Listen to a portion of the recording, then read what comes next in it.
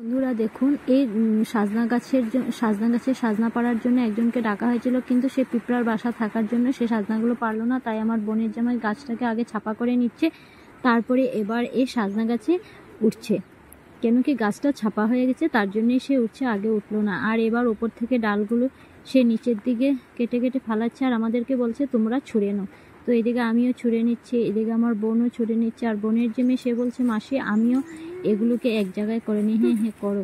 তো এবার সবাই মিলে আমরা সাজনাগুলোকে এক জায়গায় করে নিলাম, আর সাজনা নিয়ে ঘরে এসে গেলাম। আর তারপর আমার বোনের বাড়ির অনেক কিউটি আপনার পরিবারের সদস্য আছে, এরা ঘুরে ঘুরে এসে গেল। এদের ক্ষুধা লেগেছে, তো এদেরকে বোন চাল দিয়ে দিল, এদিকে বোনের জামাই পপিকে দিয়ে দিল বিস্কুট।